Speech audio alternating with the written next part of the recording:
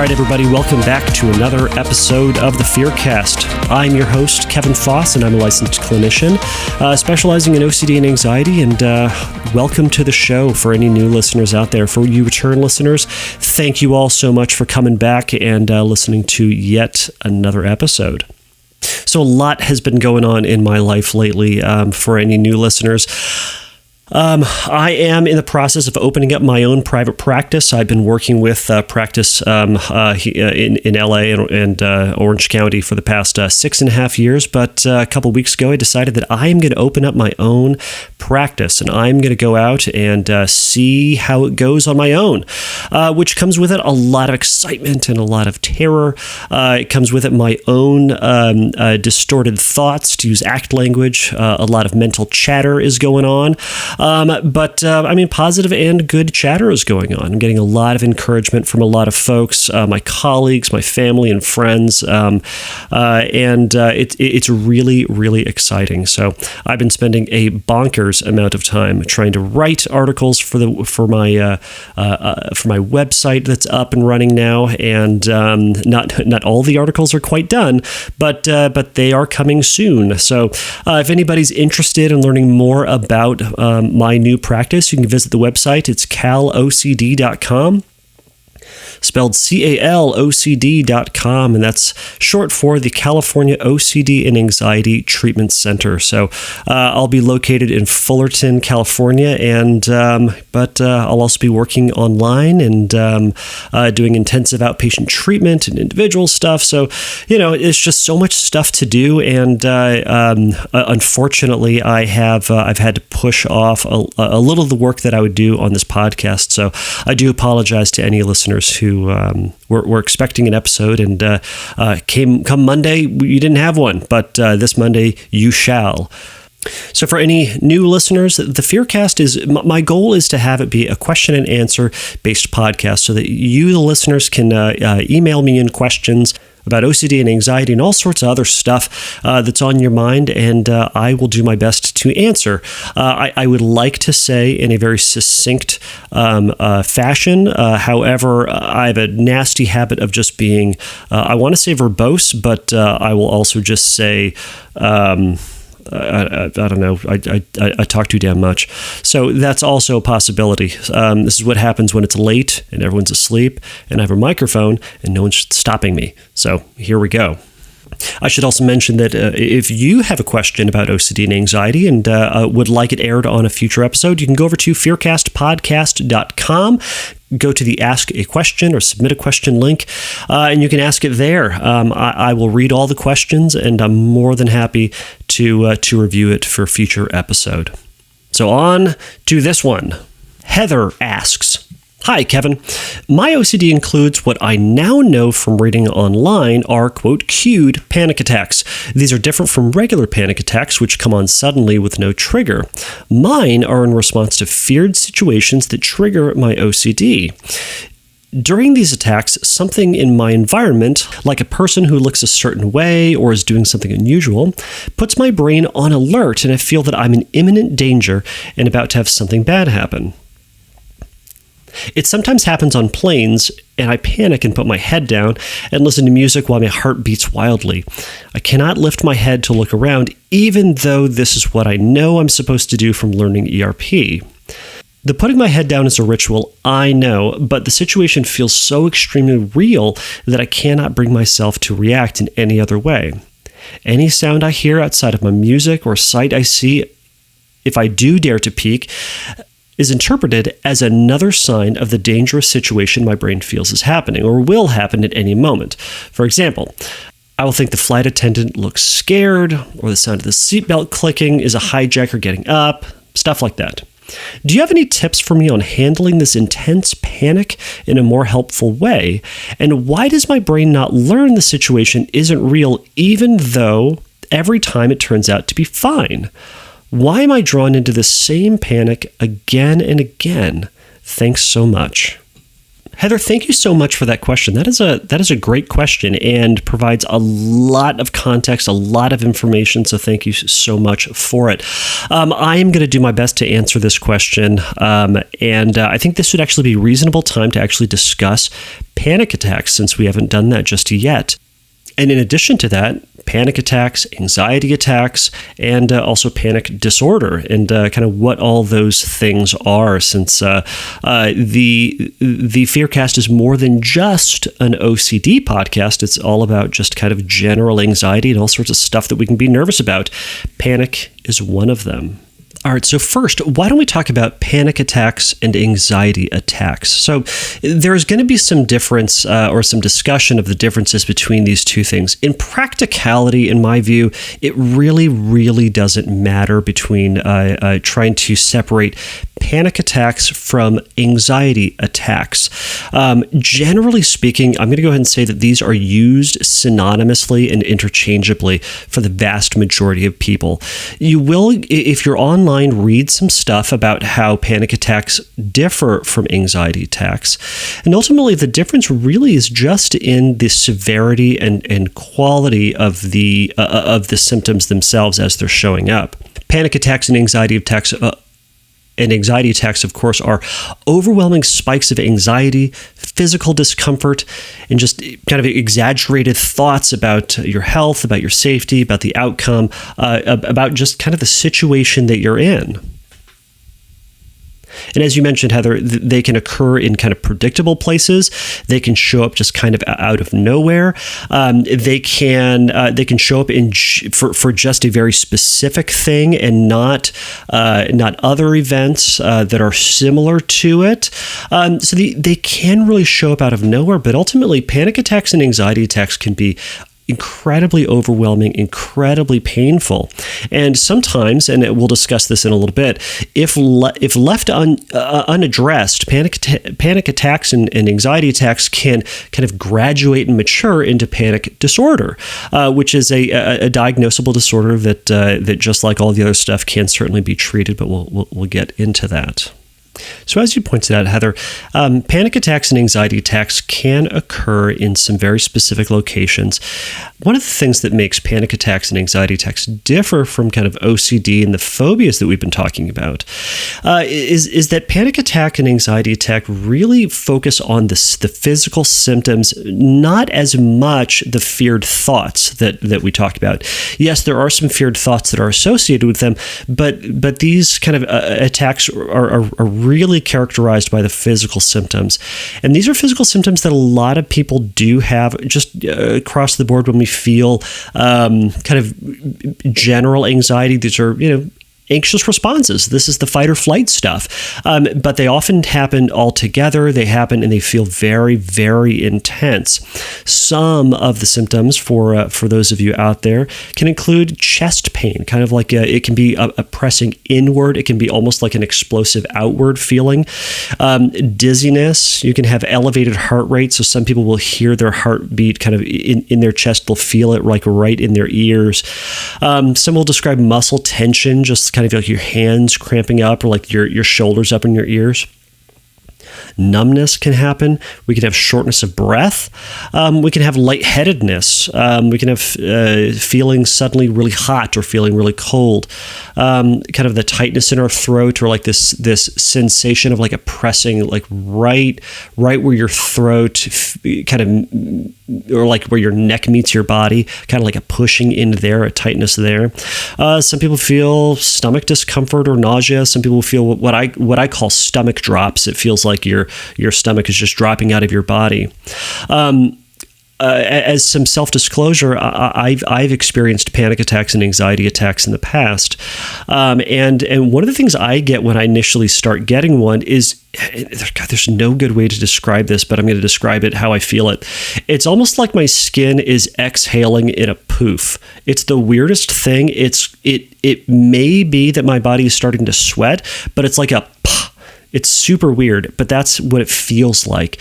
And I'll get those at, every 2 or 3 minutes throughout the process. And it sucks and it's uncomfortable.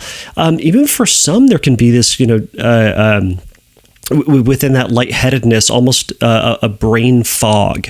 We kind of describe brain fog a lot in depression, but when you're in the middle of an anxiety attack or panic attack, it's kind of a combination of lightheadedness and dizziness at the same time for those of you who haven't had one.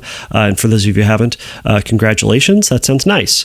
So that would be something that would be a lot of the symptoms that occur within an anxiety attack if we're splitting hairs with this. Now, something to know about these is that typically speaking, these usually peak. They get to their peak discomfort in about 10 minutes, and they can last for a relatively short amount of time, but they can also last for, up to several hours before they ultimately fade away. Now, when we start to get into panic attack range, it can include all of those same symptoms that I previously talked about, plus it can have the added bonus, and this is where the cognitive components really jump in. And you can kind of think about it as your body's experiencing all this fight or flight symptoms in your body, and there's a perception, or rather I'll say a misperception of danger in the situation that you're in. And again, sometimes if it's a specific event or as you said, a cued event, you kind of go, oh, I'm afraid of this. I'm afraid of X. Now, sometimes when they show up out of nowhere, it's just, I don't know what's going on. Now, when it jumps into panic attack, it's that our brain is kind of noticing the physical sensations that we have, that fight or flight, and is then trying to interpret what in the hell is happening to our body. Because again, this is what our giant prefrontal cortex, our giant human brain does, is it provides reason and context for why we're experiencing what it is that we're feeling. And under most circumstances, by the way, we love this feature of our brain. It helps us, it helps us make snap judgments. And again, those can be very, very safe for us. We want that when we are walking down the street and we see some shady character, we want to immediately know whether or not we're safe or whether or not we're in danger. It's the same thought process that we have when we're driving, and our brain immediately responds to someone slamming on their brakes in front of us. We don't see that and go, I wonder if I should stop or if I should slow down. What if I should swerve out of the way? By then, you're already in that person's back seat. So we like this feature of our brain. Now, when it gets to panic attack, the cognitive component jumps in. And that's where we can experience these thoughts of dying, that maybe we're dying. This depersonalization that you'll hear people describe, and it's this very amorphously described thing that I think it can best be described as seeing yourself outside. It's an out-of-body experience in a sense. It's almost like seeing your life in third person. In my experience, it's been, again, a combination of dizziness, kind of lightheadedness, and sometimes a bit of numbness. But ultimately, that's kind of what's going on. Lastly, another thing that can happen when it elevates into panic attack, in addition to fear of dying, is this fear of losing control or going crazy. And sometimes that thought for a lot of people is very concrete. Oh no, these sensations are what it means to go nuts or to lose control. And that's oftentimes what influences people to start avoiding things, specifically driving, but we'll certainly get into that. So to continue on with the splitting hairs approach, we can talk about the triggers that comes with the differences between anxiety attacks and panic attacks. Anxiety attacks usually tend to come from a very specific event, and it can come from work stress or school stress or relationship stress, things like that. If we have some big changes in our life, oftentimes we can get a big sense of anxiety from that. And again, these anxiety attacks can come, can kind of range in intensity from, just kind of being mildly annoying, getting those, a couple of those minor symptoms. And I did find one article that referred to just having a few of the symptoms as a limited symptom panic attack. Now, I tend to think that the writer of this article I was just going over doesn't split hairs between the two. Some articles that I did read talked about splitting hairs, but again, for all of us, it ultimately doesn't matter. It's a bunch of feelings that suck. For panic attacks, they often say that they can sometimes come out of nowhere, and these generally have a very rapid onset. Anxiety attacks can sometimes build up to kind of this lovely crescendo, whereas panic attacks, they just kind of show up on the scene.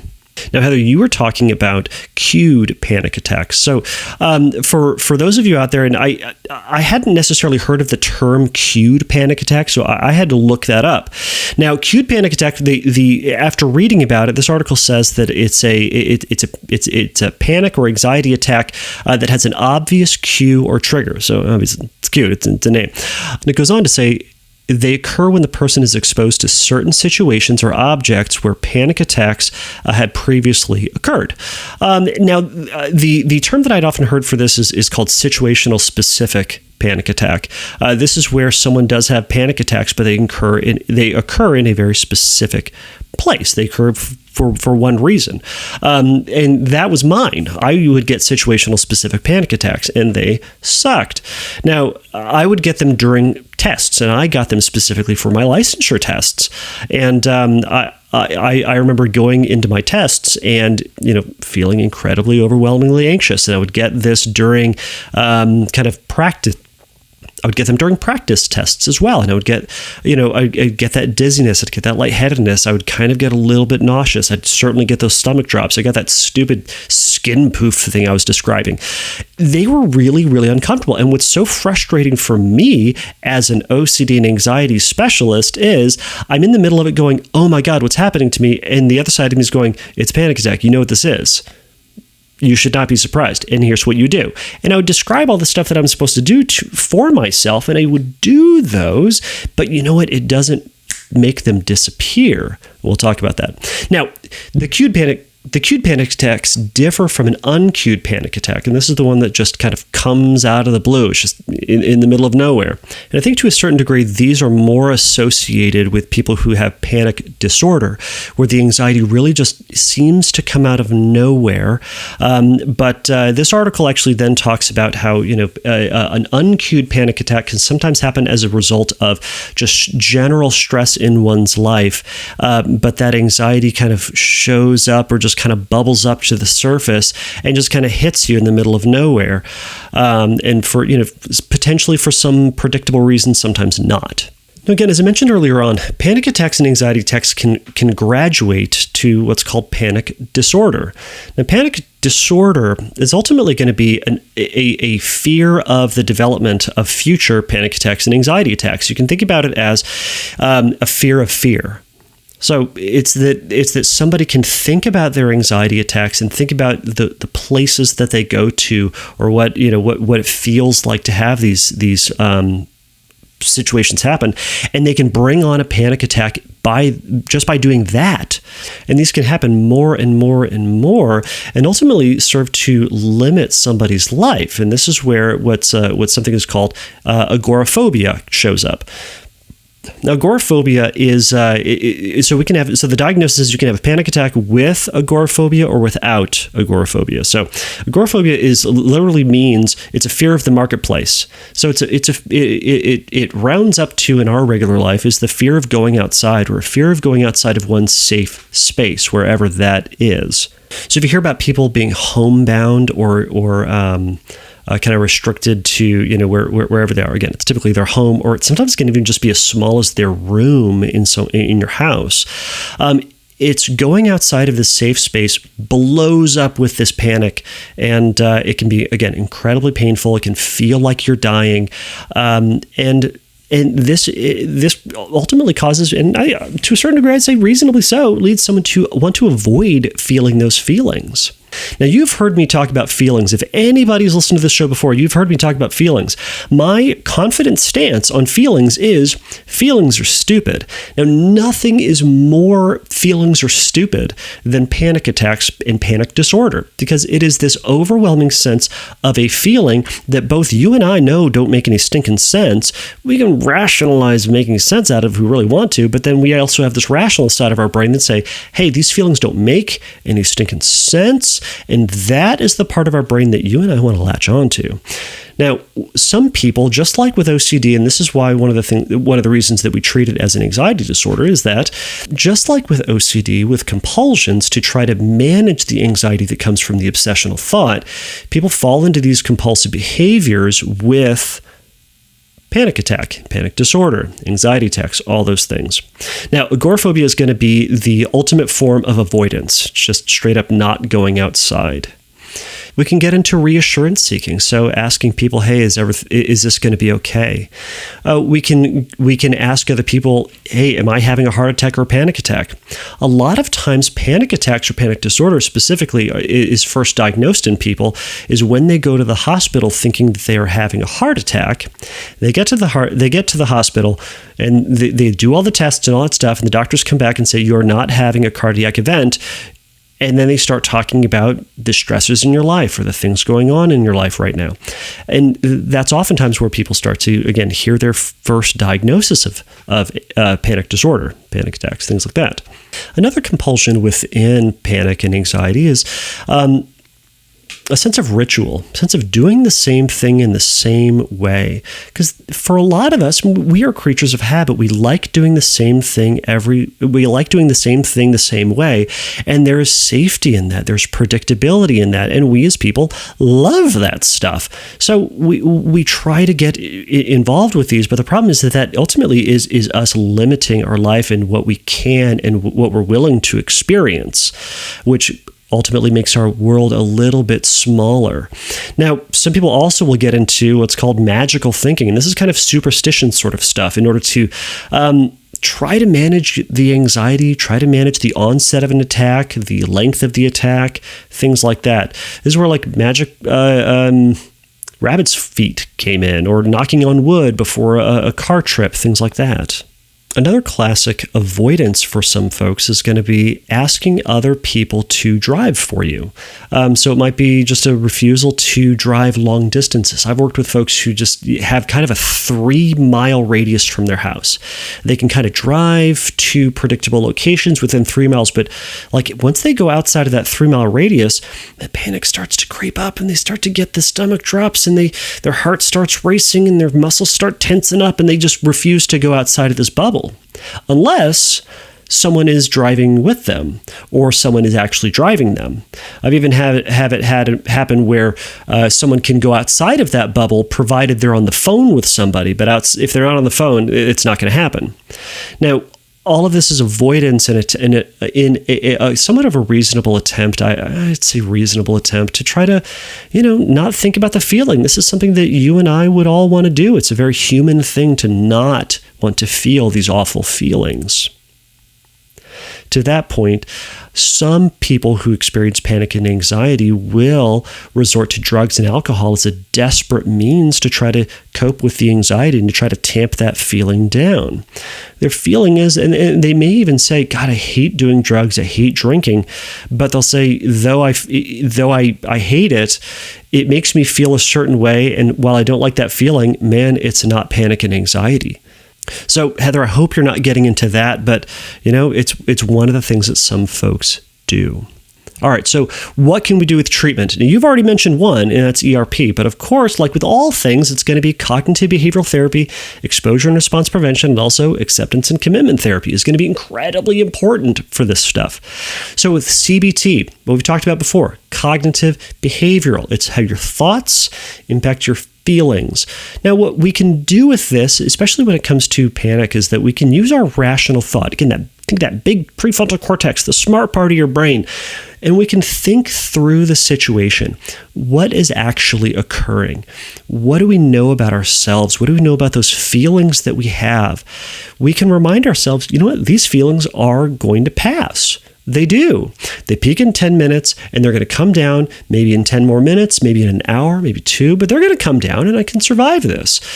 You don't die from panic attack. Things like that.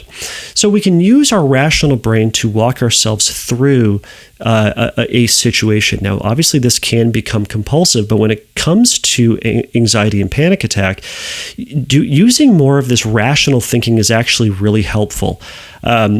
provided it gives you a grounding to then take that leap forward, to take those steps into what that fear is. Now, this is where exposure and response prevention comes in.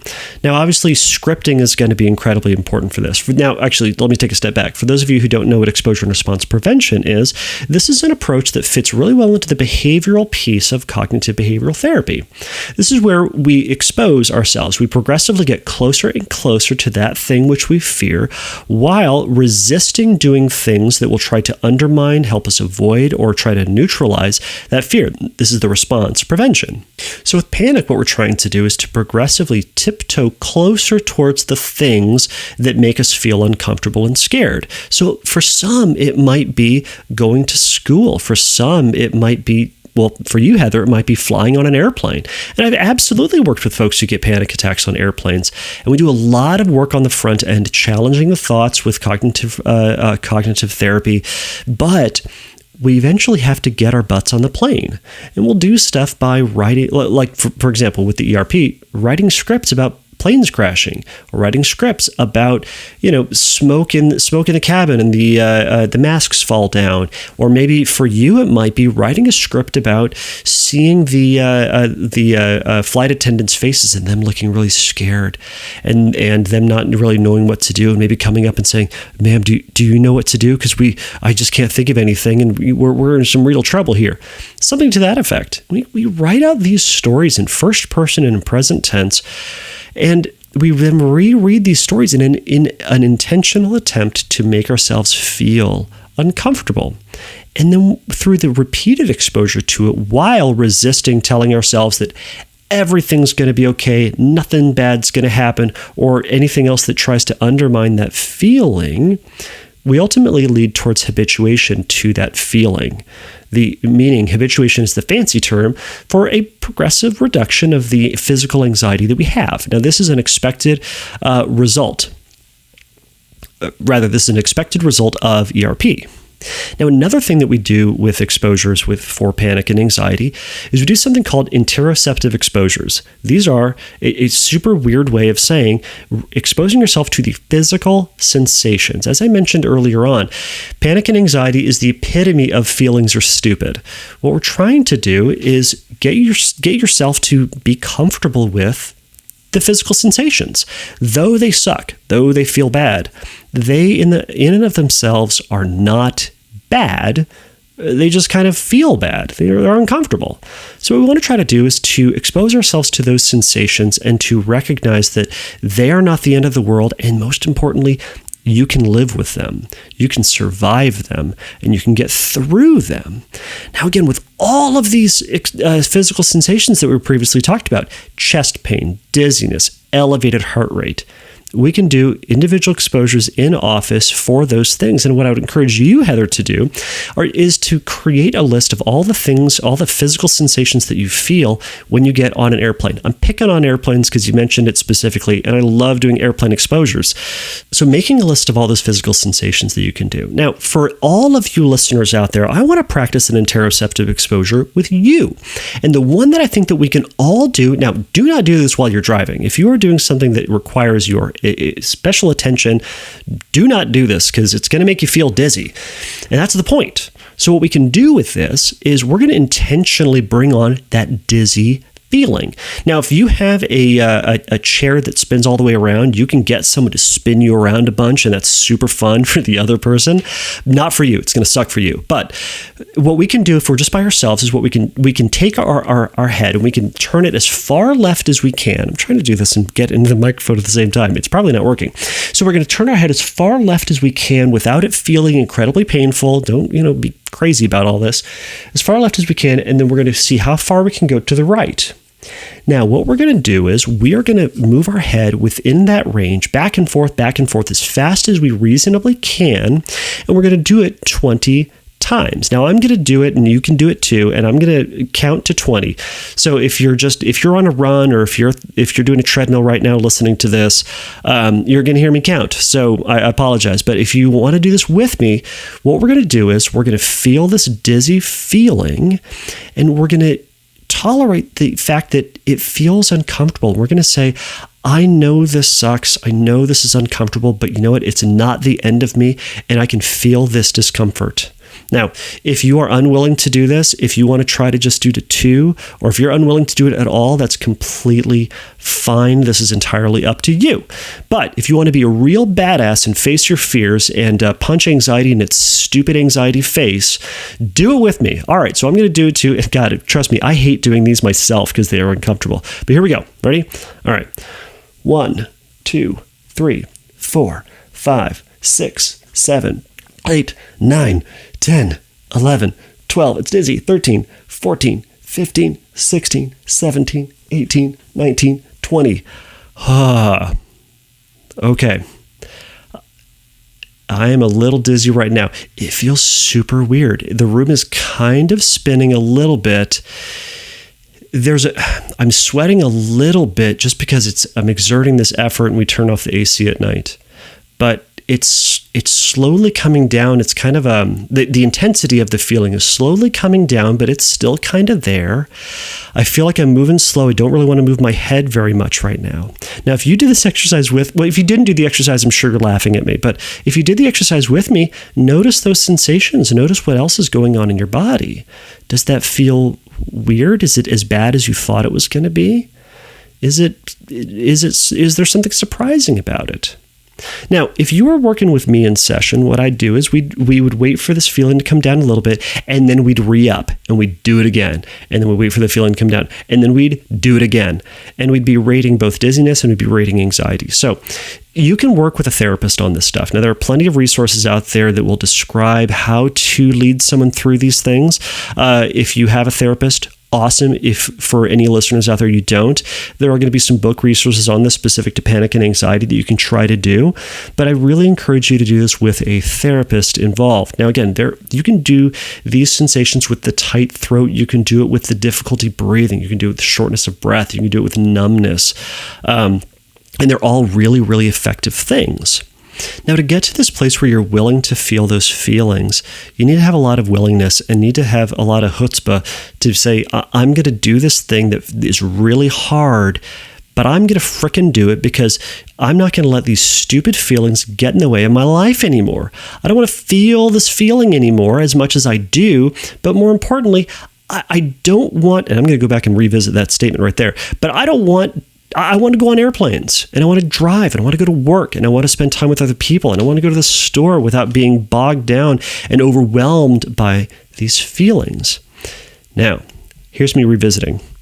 You and I cannot control the feelings that we have. We have talked about that a gazillion times. We can't force ourselves to not feel something, but we can learn that feelings aren't actually that bad.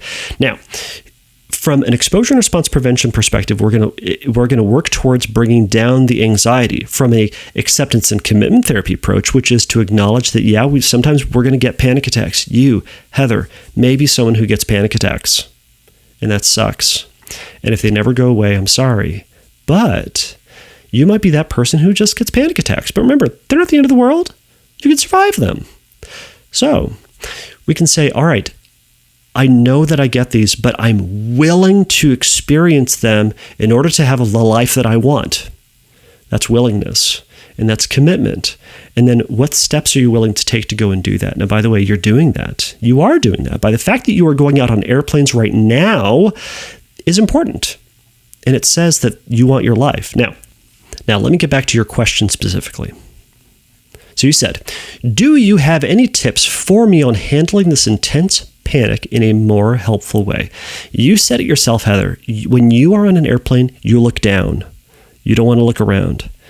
Instead, I would encourage you to look outward, to pull your head up, and in increasing amounts of time, look around and count to 10, and then put your head down and wait for the anxiety to come down. And then pull your head up and look around and look at people's faces for 12 seconds. And then look down and wait for the anxiety to go down.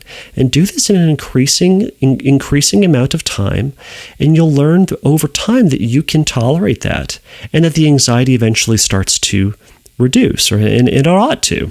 And again, the goal with ACT isn't necessarily to have anxiety come down. While it's a fun side effect they'll talk about, the goal isn't for the anxiety to come down, but for you to say, F it, this is my life, and I'm going to do what I want, damn it, or whatever else you might say. So engaging in exposures are going to be incredibly important for you. And in fact, I would say doing some more interoceptive exposures would be really helpful for you, and maybe even doing some more cognitive restructuring with your therapist. Again, look at some of the thoughts and interpretations you have about people's facial expressions. Specifically for flight, by the way, you can there are programs out there just specifically designed for this. There's one in particular called SOAR. It's SOAR. I think it's an acronym for something. But it's run by a pilot who wanted to help folks get over their fear of flying, and it is very.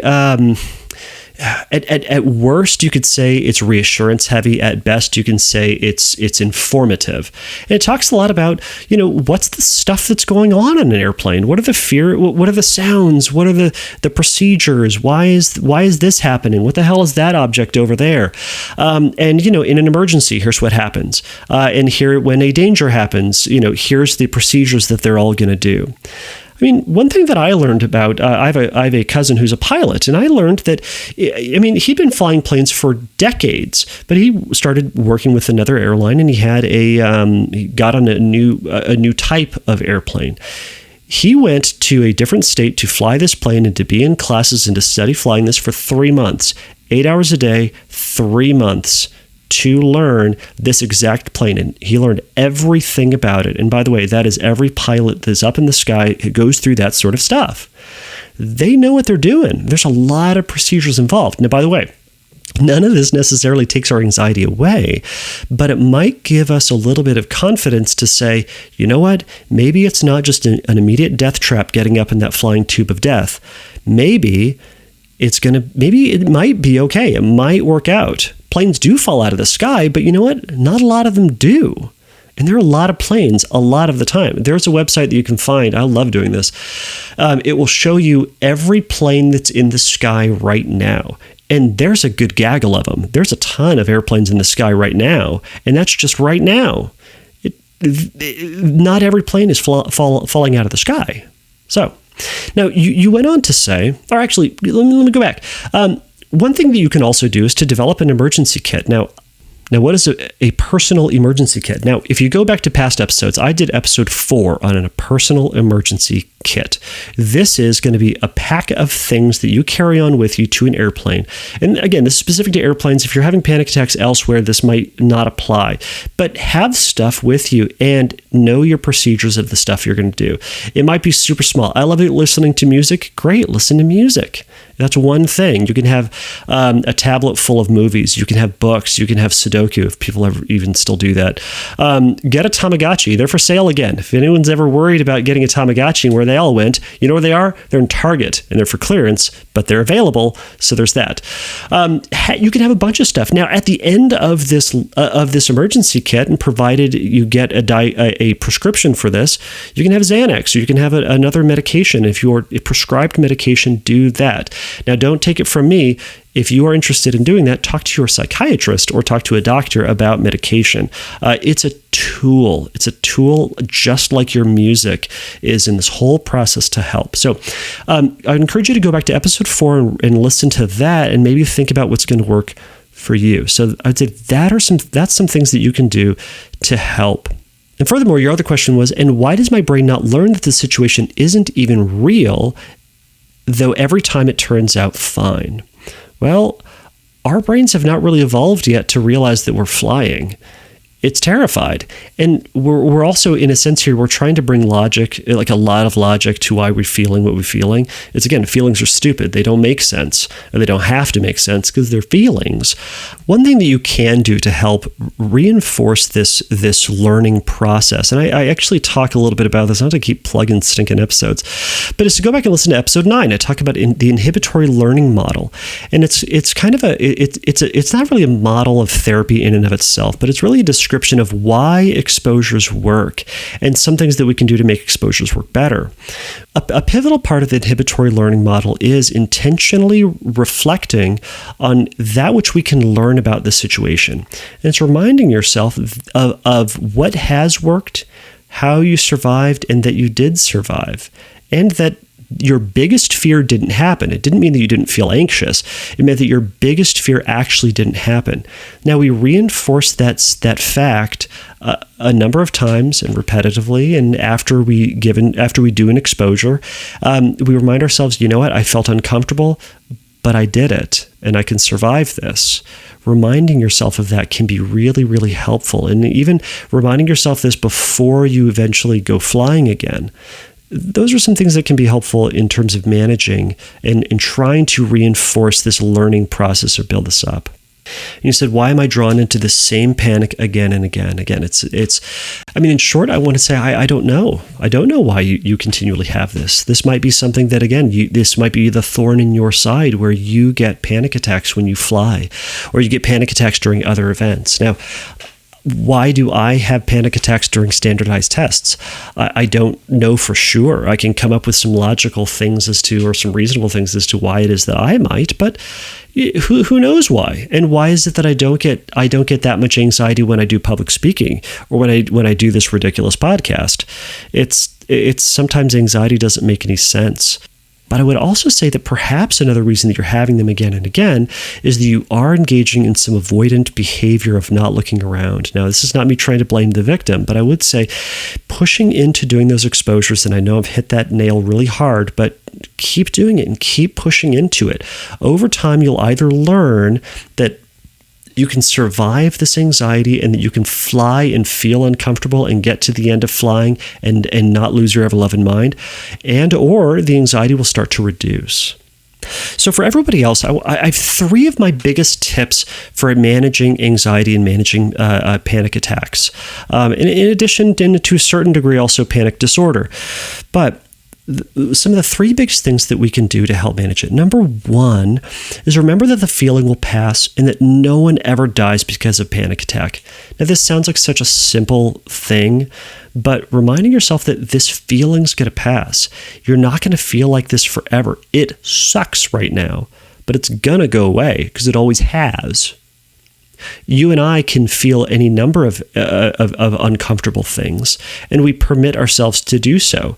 We allow ourselves to live in Southern California without air conditioning. That's uncomfortable. We allow ourselves to live in Alaska where it's cold and when it's dark half of the year. That's uncomfortable. We can do a lot of things. We can give ourselves permission to do a lot of things, and we can survive those. Even individually in the moment, we give ourselves permission to get a shot at the doctor.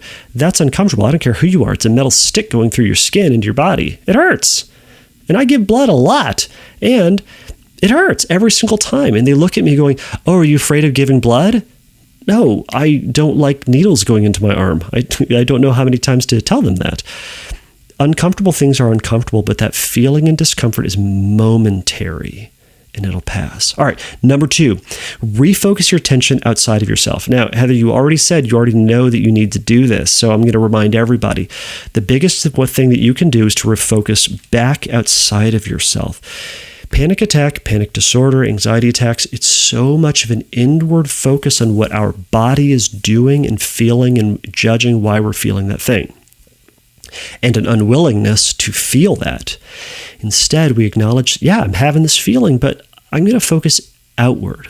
I'm going to focus outside of myself. And this can feel really scary because it feels like if we focus inside, I can somehow control this feeling. I can somehow tamp it down. I can somehow do something to make sure that I'm not feeling this anymore. That ain't going to work.